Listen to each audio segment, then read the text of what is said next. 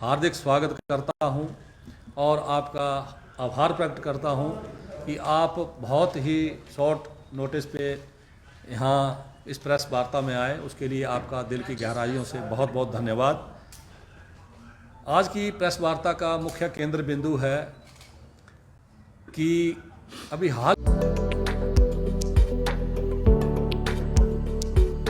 किसानों की नई आशाओं को साकार रूप देता हिमाचल प्रदेश का वर्ष 2025-26 का बजट। ग्रामीण अर्थव्यवस्था के सुदृढ़ीकरण के संकल्प के साथ मुख्यमंत्री ठाकुर सुखविंदर सिंह सुक्खू रख रहे आत्मनिर्भर हिमाचल की नींव।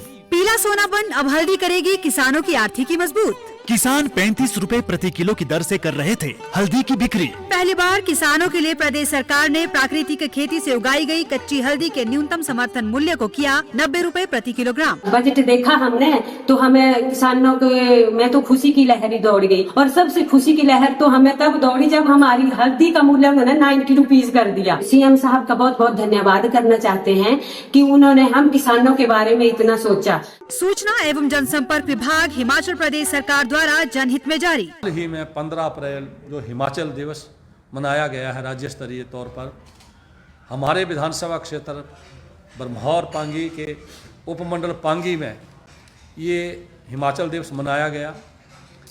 और इसके लिए मैं बरमौर विधानसभा क्षेत्र के साथ साथ विशेषकर पांगी उपमंडल की जनता की ओर से हिमाचल प्रदेश के जनप्रिय मुख्यमंत्री परम आदरणीय परम श्रद्धेय ठाकुर सुखविंदर सिंह सुक्खू जी का दिल की गहराइयों से आभार प्रकट करता हूं कि उन्होंने दुर्गम क्षेत्र के पांगी उपमंडल में जनजातीय लोगों के बीच में आकर के ये राज्य स्तरीय कार्यक्रम आयोजित किया, उसकी अध्यक्षता की।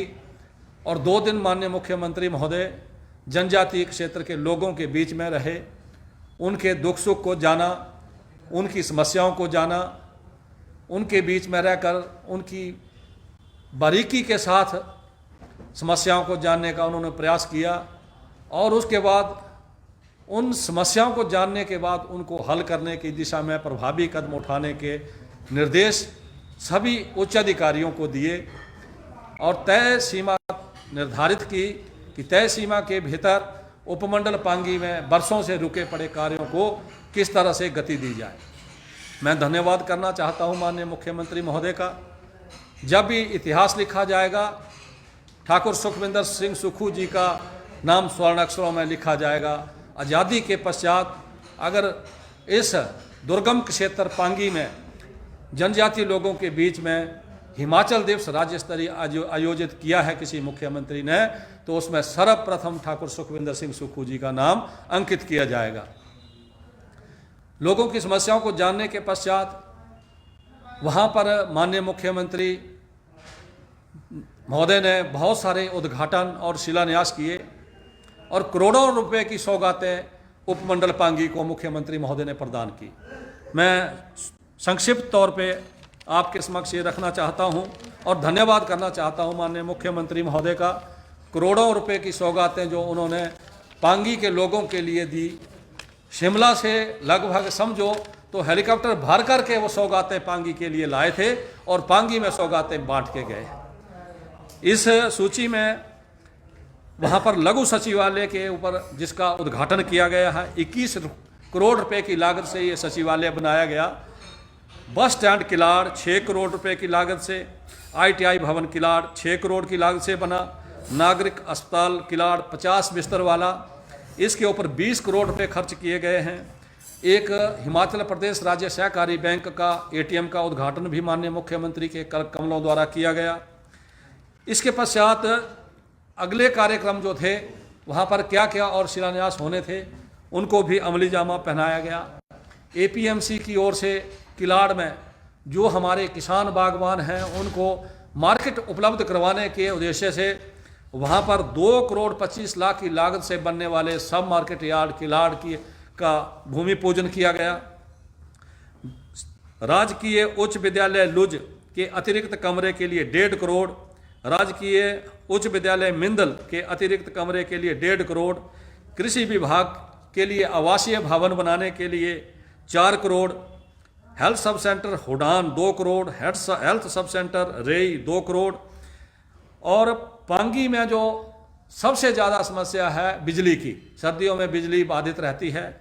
माननीय मुख्यमंत्री महोदय ने ये निर्णय लिया है कि वहाँ पर सोलर पावर प्लांट लगा करके वहीं लोगों को बिजली उपलब्ध करवाई जाए। इसी चरण में वहाँ पर धनवास में राज्य विद्युत बोर्ड की ओर से लगभग 10 करोड़ की लागत से वहाँ सोलर पावर प्लांट का शिलान्यास किया गया है। उसका काम भी ठेकेदार को आवंटित कर दिया गया है और बहुत जल्द वो पावर प्लांट बन करके पांगी की जनता को समर्पित किया जाएगा। राज्य विद्युत बोर्ड के नए कार्यालय जो अधिशासी अभियंता का मंडल कार्यालय होगा, उसके लिए 50 लाख की लागत से बनने वाली इस भवन का शिलान्यास माननीय मुख्यमंत्री द्वारा किया गया है। इसके अतिरिक्त वहाँ पर जनजातीय लोगों के रहन सहन और उनकी आर्थिकी कैसे सुदृढ़ हो, इसके ऊपर माननीय मुख्यमंत्री महोदय की दूरगामी सोच नजर आती है। उनकी घोषणाओं में झलकती है कि किस प्रकार वहाँ के लोगों को गरीबी से ऊपर उठाया जाए, उनकी जो आर्थिक स्थिति है मजबूत हो। इस दिशा में उन्होंने कदम उठाते हुए वहाँ पर प्राकृतिक खेती के रूप में जौ, वहाँ पर मुख्य उनकी फसल है, बहुत ज़्यादा वहाँ पैदावार जौ की होती है, क्योंकि गेहूं और मक्की को एमएसपी माननीय मुख्यमंत्री महोदय पहले ही दे चुके हैं और उसको पिछली बार के बाद इस बार बढ़ाया भी गया है, लेकिन जौ इस सूची में नहीं था। तो जब माननीय मुख्यमंत्री ने लोगों के बीच पर जाकर के जाना कि जौ की पैदावार पांगी उपमंडल में बहुत ज़्यादा है, तो माननीय मुख्यमंत्री महोदय ने 15 अप्रैल के दिन ये घोषणा की कि इस जौ की जो न्यूनतम समर्थन मूल्य है, सरकार 60 रुपये प्रति किलो वहाँ पर खरीदेगी किसानों से, प्राकृतिक रूप से जो उत्पादन उसका होगा। वहाँ पर महिलाओं के लिए बहुत ये शुभ दिन रहा 15 अप्रैल का। अप्रैल मई जून 3 महीने के 1500 रुपये के हिसाब से 4500 रुपये महिलाओं के खाते में उस दिन डाले गए। और वो लोग, बड़ी खुशी की बात है कि महिलाओं के खाते में लगभग 2000 के करीब पात्र महिलाओं के खाते में ये धनराशि जमा हो चुकी है और ये उनको मिलती रहेगी। वहाँ पर जो हमारे जनजाति लोग हैं पांगी में, वहाँ पर दुधारू पशु बहुत है, अलग किस्म की वहाँ जिसे चूरी कहा जाता है, उस तरह के वहाँ गाय हैं और बहुत उनका दूध और दही घी जो है अलग किस्म का इतना स्वादिष्ट होता है कि उसकी कोई तुलना नहीं की जा सकती। जब माननीय मुख्यमंत्री महोदय लोगों के बीच में रहे और इस चीज़ को उन्होंने देखा और खाकर भी चेक किया, लोगों ने बहुत उत्साह के साथ माननीय मुख्यमंत्री महोदय को अपने जो देसी उत्पाद थे उनसे रूबरू कराया। तो माननीय मुख्यमंत्री महोदय ने वहाँ पर 10,000 लीटर का एक मिल्क प्रोसेसिंग प्लांट स्वीकृत किया है और बड़े जल्दी उसका काम शुरू हो जाएगा। इससे क्या होगा कि घाटी में जितना भी दूध वहाँ पे होता है वो सरकार खरीदेगी और सरकार दूध खरीदने के बाद वहाँ पर घी भी तैयार किया जाएगा और मार्केट उनको उपलब्ध करवाई जाएगी, जैसा कि माननीय मुख्यमंत्री महोदय ने कहा है। तो जब इस तरह की कार्यवाही वहाँ पे होगी तो लोगों को आर्थिक रूप से सुदृढ़ किया जाएगा, उनकी जेब में पैसा आएगा, महिलाओं की जेब में पैसा आएगा। इसी तरह जहाँ सोलर पावर प्लांट लगाए जा रहे हैं, उसी तरह 33 kVA लाइन के लिए भी माननीय मुख्यमंत्री महोदय ने थरोड़ से लेकर किलाड़ तक 45 करोड़ रुपए सैंक्शन किए हैं। अगर ये लाइन बन जाएगी तो वहाँ के लोगों को सर्दियों में भी बिजली की समस्या से निजात मिल जाएगी। 11 kVA लाइन के लिए 5 करोड़ माननीय मुख्यमंत्री महोदय ने दिए हैं। वहाँ पर बरसों पुरानी मांग थी, किसी ने आज तक पूरी नहीं की। साच एक उपमंडल का दूसरे छोर पर बसा हुआ 10 पंचायतों का केंद्र बिंदु है, वहाँ के लोगों की बहुत पुरानी मांग थी कि यहाँ सब तहसील दी जाए, लेकिन किसी ने इस बात को नहीं सुना और किसी ने मांग पूरी नहीं की। मैं धन्यवाद देना चाहता हूँ माननीय मुख्यमंत्री महोदय का कि लोगों की बहुत पुरानी मांग उन्होंने पूरी की और साच को एक उप तहसील का दर्जा प्रदान किया।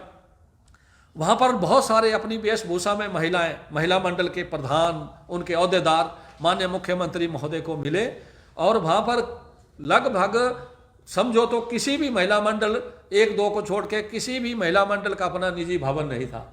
माननीय मुख्यमंत्री महोदय से जब लोग, महिलाएं आई अपने वेशभूषा में, पंगवाली वेशभूषा में, और उन्होंने निवेदन किया कि हमें भवन चाहिए, तो माननीय मुख्यमंत्री महोदय ने महिला मंडल भवनों के लिए 25-25 लाख सैंक्शन किए और 1-1 लाख उनके बर्तन के खरीदने के लिए अलग से सैंक्शन किए। इसी तरह वहाँ पर जो हमारे लोकल वहाँ बेरोजगार हैं उनको कैसे सुदृढ़ किया जाए, इस दिशा में कदम उठाते हुए माननीय मुख्यमंत्री महोदय ने 20 बस परमिट रूट सैंक्शन किए कि 20 परमिट दिए जाएंगे बसों के, जो भी बसें वहाँ चलाना चाहे, और उनको उनकी खरीद पर 40% उपदान दिया जाएगा। और जब 4 महीने बसें बंद रहती हैं तो पांगी के लिए विशेष रूप से रोड टैक्स जो होगा 4 महीने में उनसे रोड टैक्स नहीं लिया जाएगा, उसमें माननीय मुख्यमंत्री महोदय ने छूट दी है।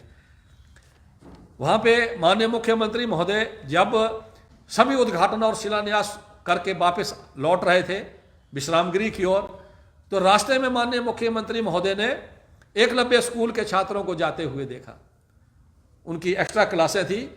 जब वो लौट रहे थे रास्ते में गाड़ी रोक के माननीय मुख्यमंत्री महोदय वहाँ उतरे एक आम नागरिक की तरह और वहाँ के स्कूल तक पहुँच गए, एक एक कमरे को चेक किया, उनके साथ वार्तालाप की, उनकी हर समस्या को जाना। और दूसरे दिन जब 15 अप्रैल के दिन घोषणा की गई तो माननीय मुख्यमंत्री ने ऐलान किया कि राजीव गांधी बोर्डिंग स्कूल जो है किलाड़ में, इसको भी स्वीकृति प्रदान की गई है। नागरिक अस्पताल किलाड़ को आदर्श स्वास्थ्य संस्थान घोषित किया गया है। अब वहां पर 6 स्पेशलिस्ट नियमित रूप से रहेंगे। इसी कड़ी को आगे बढ़ाते हुए वहां पर ग्रामीण पर्यटन को बढ़ावा देने के लिए होम स्टे पंजीकरण में पांगी के लोगों को 50% जो फीस है उसमें छूट दी गई है। सड़कों की रिपेयर के लिए लोगों ने मांग रखी, जहां कच्ची सड़कें हैं रिपेयर करने योग्य हैं उसके लिए 3 करोड़ रुपए अलग से सैंक्शन किए। और जब माननीय मुख्यमंत्री महोदय 15 अप्रैल के कार्यक्रम की अध्यक्षता के लिए जा रहे थे तो एकदम से गाड़ी से उतरे और अनाथ बच्चों के बीच में चले गए और लगभग 1 घंटा उनके साथ व्यतीत किया, उनकी हर चीज को समझा और उनके बीच में रहे।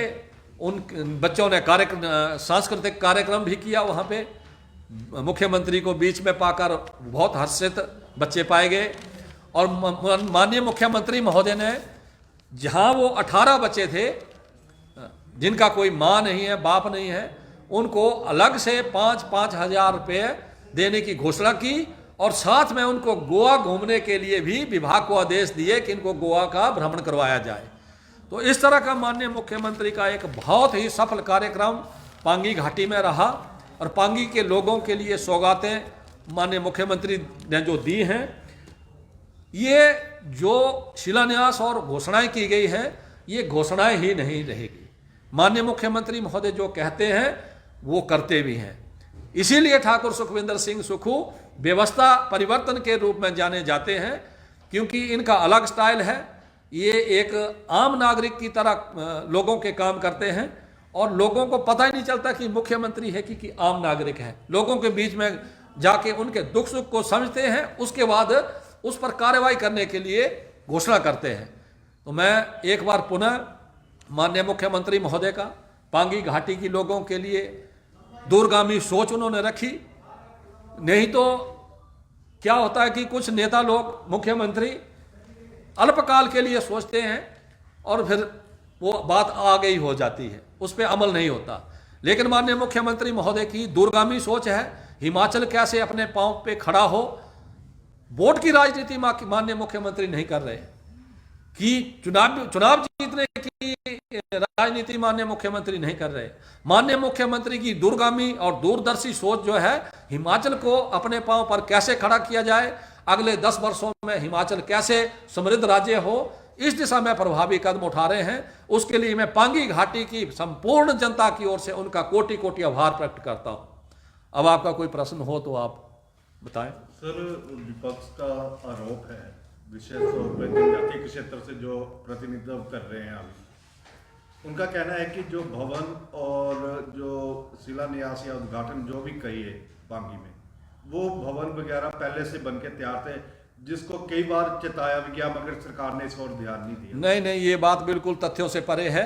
जिन भवनों के उद्घाटन हुए हैं ये हमारी पूर्व की कांग्रेस की सरकार के टाइम इनके शिलान्यास हुए थे, और ये भवन अभी कोई तैयार नहीं थे, अभी कई जगह रंग रोगन होने को था, काम चला हुआ था। जैसे ही काम पूर्ण हुए माननीय मुख्यमंत्री महोदय ने दौरा रख दिया। ठाकुर साहब, ऐसा है कि जो ब्रह्मोर पांगी के विधायक हैं डॉक्टर जनक राज, उन्होंने 15 अप्रैल के दिन यहाँ प्रेस कॉन्फ्रेंस की थी और उन्होंने ये आरोप लगाया था कि इतना बड़ा फंक्शन हो रहा है और मुझे वहाँ न्योता नहीं दिया गया है। नहीं, ये बात गलत है। सभी जितने जनप्रतिनिधि हैं प्रशासन की ओर से व्हाट्सएप पे सभी को निमंत्रण पत्र भेजे गए हैं, कार्ड मुझे भी भेजा गया था, उसी तरह विधायकों को भी भेजा गया था, चाहे पक्ष के हों विपक्ष के हों, और जो हमारे जितने भी सीनियर लीडर हैं सभी को प्रशासन की ओर से निमंत्रण दिया गया था। ये बात नहीं है कि किसी को बुलाया नहीं गया, सभी को बुलाया गया था कार्यक्रम में। नहीं, उनका ये आरोप भी है कि बुलाने का जो प्रशासन का या वो तरीका जो था वो सही नहीं था, मतलब किसी क्लास 4 को मेरे इसमें भेज दिया, उनका तो ये भी आरोप है। नहीं, पांगी से तो अब पत्र डाक द्वारा भी नहीं आ सकता था, और पांगी से विशेष करके कोई अधिकारी भी नहीं आ सकता था।